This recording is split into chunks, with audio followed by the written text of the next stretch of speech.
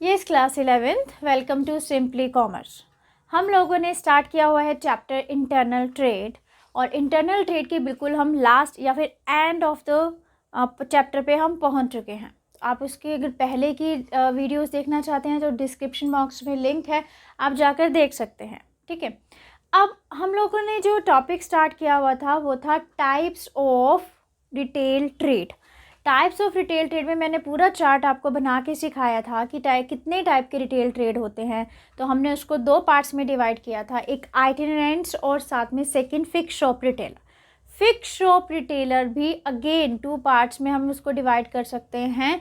Fix shop retail में कौन कौन से होते हैं? First small scale retailer and second is large scale retailer. तो स्मॉल स्केल रिटेलर जैसे कि मैंने आपको चार्ट में दिखाया था, सेकंड हैंड गुड शॉप था, सेकंड शॉप्स थी, तो स्पेशलिटी स्टोर थे, तो एक्चुअली में जनरल स्टोर एक्चुअली में ये आपके सिलेबस में नहीं है, तो हम इसको नहीं करने वाले। तो फिक्स शॉप रिटेलर में सिर्फ आपकी लार्ज स्केल रिटेल शॉप ही हैं, और लार्ज स्केल रिटेल शॉप में भी सिर्फ दो ही हैं आपके सिलेबस में, एक तो डिपार्टमेंटल स्टोर और एक चेन स्टोर।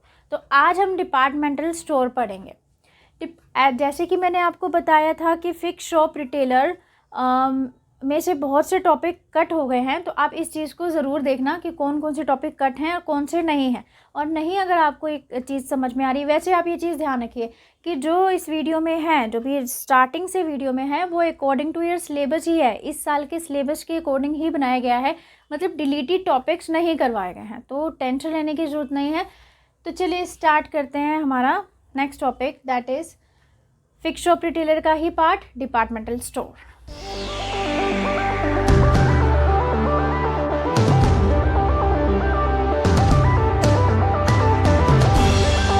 क्लास स्टार्ट करते हैं डिपार्टमेंटल स्टोर। डिपार्टमेंटल स्टोर क्या होते हैं? हम सबको पता है, हम लोग रिटेलर से डील करते हैं, क्यों? क्योंकि हम लोग कंज्यूमर है, तो नेचुरली हम हर एक रिटेलर से डील करते हैं, चाहे वो छोटा रिटेलर हो या फिर बड़ा रिटेलर हो।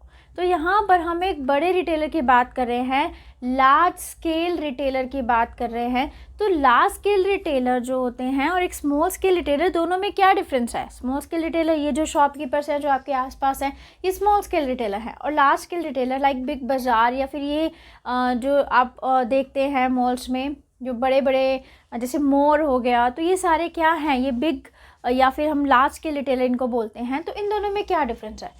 तो नेचुरली नाम से भी पता चल रहा है इन दोनों में डिफरेंस क्या रहता है। सबसे पहले तो इन्वेस्टमेंट का डिफरेंस रहता है। जो स्मॉल स्केल रिटेलर है वो कम इन्वेस्ट करता है अपने बिजनेस में, जबकि लार्ज स्केल रिटेलर एक बहुत ह्यूज अमाउंट इन्वेस्ट करते हैं। तो ये तो इन्वेस्टमेंट तो हम सबको पता है कि ये रहता ही है डिफरेंस स्मॉल स्केल और लार्ज स्केल में। दूसरा सबसे बड़ा डिफरेंस ये है कि स्मॉल स्केल रिटेलर में मिडिल मैन एक बहुत इम्पॉर्टेंट रोल निभाता है। मतलब हमने एक डिस्ट्रीब्यूशन चेन की थी, डिस्ट्रीब्यूशन चेन में मैंने आपको कहा था कि सबसे पहले प्रोड्यूसर के पास से गुड्स कहाँ जाती हैं? होलसेलर के पास, होलसेलर से रिटेलर के पास जाती हैं। तो इसका मतलब यहाँ पर होलसेलर क्या है? मिडिल मैन है। तो यहाँ पर जब भी हम स्मॉल स्केल रिटेलर की बात कर रहे हैं, तो यहाँ पर मिडिल मैन की बहुत इंपॉर्टेंस होती है, क्योंकि स्मॉल स्केल जो रिटेलर है वो मिडिल मैन से, मतलब होलसेलर से सामान खरीदता है। जहाँ पर हम लार्ज स्केल रिटेलर की बात कर रहे हैं, तो ये वो बिजनेसमैन होते हैं, ये वो रिटेलर होते हैं जो कि बीच में मिडिलमैन को आने ही नहीं देते। डिस्ट्रीब्यूशन चेन फिर से एक बार बनाते हैं। ये प्रोड्यूसर है जो कि गुड्स प्रोड्यूस कर रहा है, होलसेलर के पास गुड्स जाती हैं, उसके बाद रिटेलर के पास जाते हैं। तो हम कहते हैं कि यहाँ पर होलसेलर क्या है? मिडिलमैन है। ये एक स्मॉल स्केल रिटेलर के लिए मैं कह सकती हूँ, लेकिन लार्ज स्केल रिटेलर क्या करता है? वो बीच में से होलसेलर मिडिल, या फिर हम ये कहें कि मिडिलमैन को ख़त्म कर देता है बीच में से। वो सीधा या फिर डायरेक्ट कहाँ से परचेजिंग करता है? जो लार्ज स्केल रिटेलर है वो सीधा प्रोड्यूसर से बल्क में प्रोड्यूस करता है। क्यों? क्योंकि वो तो लार्ज स्केल पे काम कर रहा है, तो वो क्या कर रहा है? बल्क में प्रोड्यूस करता है, राइट। अब बल्क में प्रोड्यूस करता है तो बीच में वो मिडिलमैन को तो यहाँ पर ख़त्म कर ही देता है, राइट। तो ये सबसे इम्पॉर्टेंट चीज़ है जो लार्ज स्केल रिटेलर और स्मॉल स्केल रिटेलर के बीच में डिफरेंस लाता है। देन चलिए अब हम पढ़ते हैं डिपार्टमेंटल स्टोर के बारे में। वैसे तो बहुत से लार्ज स्केल रिटेलर हैं। डिपार्टमेंटल स्टोर हो गया, शॉपिंग मॉल हो गया, देन उसके बाद सुपर बाज़ार भी है, देन उसके बाद चेन स्टोर भी है, तो बहुत सारे हैं, लेकिन आपके सिलेबस में इस पर सिर्फ 2 ही हैं, डिपार्टमेंटल स्टोर और चेन स्टोर। ठीक है, तो आज हम करेंगे डिपार्टमेंटल स्टोर। डिपार्टमेंटल स्टोर क्या होता है? डिपार्टमेंटल स्टोर एक वो बिल्डिंग है, एक वो रूफ है या वो रिटेल ट्रेड है जिसमें एक बड़ी बिल्डिंग में बहुत सारे डिपार्टमेंट्स बने होते हैं। बहुत सारे डिपार्टमेंट्स बने होते हैं का क्या मतलब है? डिपार्टमेंट लाइक अ शॉप। जैसे आप मॉल में जाते हैं तो मॉल में क्या होता है, बहुत सारी शॉप्स होती हैं, हर चीज़ अवेलेबल है वहाँ पर, हर एक शॉप पे, तो आप जाके शॉप से सामान खरीदते हैं। तो ऐसे ही डिपार्टमेंटल स्टोर भी एक बहुत बड़ी बिल्डिंग होती है, वहाँ पर डिफरेंट डिपार्टमेंट्स बना दिए जाते हैं। हर एक डिपार्टमेंट हर एक चीज़ के लिए स्पेशलाइज्ड होता है। जैसे कॉस्मेटिक डिपार्टमेंट हो गया, देन एक नेक्स्ट क्लोथ्स का डिपार्टमेंट हो गया, नेक्स्ट कुछ और डिपार्टमेंट, शूज़ के लिए बना दिया गया एक डिपार्टमेंट, परफ्यूम्स के लिए एक डिपार्टमेंट। मतलब एक ही रूफ के नीचे बहुत सारे डिपार्टमेंट बने हुए हैं और डिफरेंट चीज़ें वो आपको वहाँ पर अवेलेबल करा रहे हैं। तो अब लाइक अ शॉपिंग मॉल, मैंने ये वर्ड यूज़ किया, ये तो एक शॉपिंग मॉल की तरह है। शॉपिंग मॉल में भी तो ऐसा ही होता है, there is a building, shopping mall में there is a building, different type of shops are there, you can purchase anything from the shops. आप इन शॉप से कुछ भी खरीद सकते हैं। तो डिपार्टमेंटल स्टोर भी तो यही है। डिपार्टमेंटल स्टोर में क्या है? बिल्डिंग है, यहाँ पे डिफरेंट डिपार्टमेंट्स बने हुए हैं जहाँ पर बहुत सारी चीज़ें अवेलेबल है। हर एक डिपार्टमेंट में हर एक डिपार्टमेंट अपनी एक चीज़ में क्या है, स्पेशल है। तो अब आप कहेंगे कि ma'am what is the difference between than shopping mall and departmental store? ये दोनों तो एक ही जैसे हैं। यहाँ पर मैंने शॉप का नाम ले लिया तो यहाँ पर मैंने डिपार्टमेंट का नाम ले दिया। तो यस बेटा, ये दोनों एक जैसे होते हैं, लेकिन सबसे बड़ा डिफरेंस इसमें क्या होता है, ध्यान से सुनना। जो शॉपिंग मॉल होता है उसमें जो शॉप्स होते हैं उन सब के ऑनर क्या हैं, डिफरेंट है। इसका ए है, इसका बी है, इसका सी ऑनर है, डी है, ई है, एफ ऑनर है। तो यहाँ पर जो शॉप्स हैं शॉपिंग मॉल में उसके ऑनर क्या है, डिफरेंट है। हर एक शॉप का अलग अलग ऑनर है। लेकिन डिपार्टमेंटल स्टोर में ऐसा नहीं है। डिपार्टमेंटल स्टोर में हर एक डिपार्टमेंट का अलग अलग ऑनर नहीं होता है। डिपार्टमेंटल स्टोर, पूरे डिपार्टमेंटल स्टोर का एक ही ऑनर होता है जो कि मैनेजर को अपॉइंट करता है। मैनेजर क्या करता है, सभी डिपार्टमेंट्स को क्या करता है, देखता है। तो मतलब ये एक ही ओनर के अंडर हैं सारे डिपार्टमेंट्स। लेकिन मॉल में क्या होता है, सबकी अलग अलग शॉप होती है, राइट। तो यहाँ पर क्या हो रहा है कि एक ही ओनर है जो क्या करता है, एक मैनेजर को अपॉइंट करता है जो सभी डिपार्टमेंट्स, और सभी डिपार्टमेंट्स के लिए मैनेजर क्या करता है, सेल्समैन और सेल्स वुमेन क्या करता है, वहाँ सेल्स गर्ल वहाँ पर अपॉइंट करता है। ठीक है, तो हर एक डिपार्टमेंट को एक पर्सन संभाल रहा है और वो पर्सन किसके नीचे काम कर रहे हैं, मैनेजर के नीचे काम कर रहे हैं। तो अगर यहाँ पर डिपार्टमेंट में कोई भी चीज़ चाहिए होती है, कोई भी चीज़ परचेज करनी होती है, तो ये सब लोग जो भी डिमांड होती है ये मैनेजर को बताते हैं। तो उसके बाद मैनेजर क्या करता है, इन सब की जो शॉपिंग करता है, जो भी सामान चाहिए, तो इन सब का सामान कौन मंगवाता है, मैनेजर मंगवाता है। मतलब ऐसा नहीं है कि अगर इस डिपार्टमेंट का कोई सामान ख़त्म हो गया तो ये डिपार्टमेंट खुद परचेज़ करने जाएगा या फिर इसका जो भी सेल्समैन है वो खुद परचेज़ करेगा, ऐसा नहीं है। वो सिर्फ क्या करेगा, अपनी रिक्वायरमेंट कि मेरे डिपार्टमेंट में क्या चीज़ की कमी है, क्या चीज़ होनी चाहिए, तो वो चीज़ वो अपनी लिस्ट मैनेजर को भेज देता है। ऐसे ही सभी डिपार्टमेंट अपनी लिस्ट मैनेजर को भेज देते हैं और मैनेजर क्या करता है, सेंट्रलाइज्ड परचेज करता है।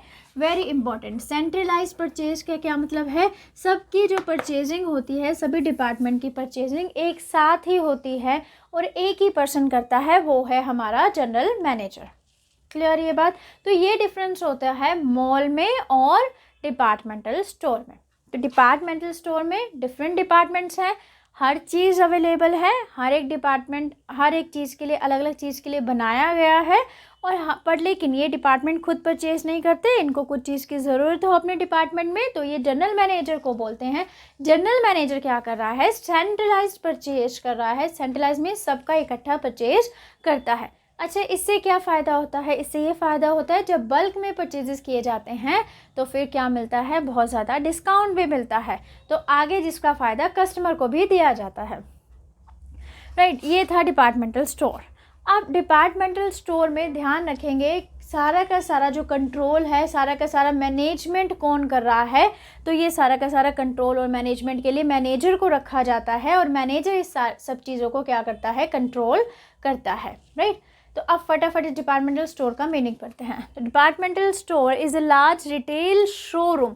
अभी मैंने यहाँ पर रिटेल वर्ड यूज़ किया, ये एक लार्ज रिटेल शोरूम है जहाँ पर नंबर ऑफ डिपार्टमेंट्स होते हैं, having a number of department under one roof and each department is specialised in one line of product. One line of product means कि एक ही चीज़, लाइक एक डिपार्टमेंट में आपको कॉस्मेटिक्स मिलेगा, एक डिपार्टमेंट में आपको टेक्सटाइल मिलेंगे, एक डिपार्टमेंट में आपको फुटवेयर मिलेंगे।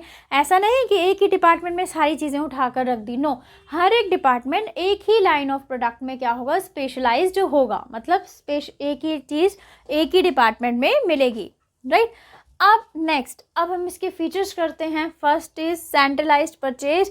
हम अभी जान चुके हैं कैसे सेंट्रलाइज्ड परचेज होता है। सभी डिपार्टमेंट अपनी लिस्ट देते हैं रिक्वायरमेंट की, जनरल मैनेजर सबकी डिपार्टमेंट की क्या करता है, परचेजिंग करता है, इनको सामान अवेलेबल कराता है। तो इसलिए हम कहते हैं कि यहाँ पर सेंट्रलाइज्ड परचेज होता है। Then next, administrative activities are managed by the general manager. अभी मैंने आपको समझाया पूरी की पूरे डिपार्टमेंटल स्टोर को कंट्रोल और मैनेज कौन कर रहा है, वो है जनरल मैनेजर। वहाँ पर एक जनरल मैनेजर को अपॉइंट किया जाता है जो सभी एक्टिविटी या सभी डिपार्टमेंट की एक्टिविटीज़ को देखता है। Then next, located at central place. हमेशा जो डिपार्टमेंटल स्टोर होते हैं वो सेंट्रल प्लेस पे, मतलब central place means mid of the city या फिर कहीं ऐसी जगह है जहाँ पर सभी लोग दूर दूर से भी आ सकें, जहाँ पर लोगों का आना जाना बहुत हो या लोग इजीली वहाँ पहुँच सकें, तो वहीं पर डिपार्टमेंटल स्टोर बनाया जाता है। देन नेक्स्ट, ये क्या करते हैं, ये डायरेक्टली गुड्स खरीदते हैं फ्रॉम द मैन्युफैक्चरर और द प्रोड्यूसर। सीधा ये प्रोड्यूसर से चीज़ खरीदते हैं। इससे क्या होता है, जो मिडिल मैन का प्रॉफिट होता है वो बीच में से ख़त्म हो जाता है, तो इनको चीज़ें क्या पड़ जाती हैं, सस्ती पड़ जाती हैं, और यही फ़ायदा वो अपने कस्टमर को भी अवेलेबल कराते हैं। तो यहाँ पर हमने पढ़ा कि वो क्या कर रहे हैं, अपनी चीज़ें कहाँ से खरीद रहे हैं, प्रोड्यूसर से ही खरीद रहे हैं, और ऐसा करके वो बीच में मिडिल मैन के रोल को ख़त्म कर देते हैं। तो हम पढ़ सकते हैं कि एलिमिनेट द मिडिल मैन, यहाँ पर मिडिल मैन होगा ही नहीं। Then next, provide various services and facilities at departmental store. Departmental store पे भी बहुत सारी फैसिलिटीज़ आपको प्रोवाइड की जाती है। जैसे आप शॉपिंग मॉल में जाते हैं तो वहाँ पे फूड कोर्ट होता है, तो यहाँ पर भी रेस्टोरेंट है, रेस्ट रूम है, तो ये टेलीफोन फ़ोन करने के लिए भी आपके हैं। तो मतलब हर चीज़ यहाँ पर भी आपको प्रोवाइड की जाती है, मतलब बहुत सारी फैसिलिटीज़ प्रोवाइड करी जाती हैं, ताकि आप वहाँ पर जाके क्या करें, वहाँ पर जाके ना केवल शॉपिंग करें बल्कि आप क्या कर सकते हैं, अपने आप को रिलैक्स भी कर सकते हैं। तो सेम मॉल जैसी ही चीज़ें यहाँ मिलेंगी, लेकिन डिफरेंस है। डिफरेंस किस में है, ओनरशिप में है डिफरेंस किस में है, परचेजिंग में डिफरेंस है।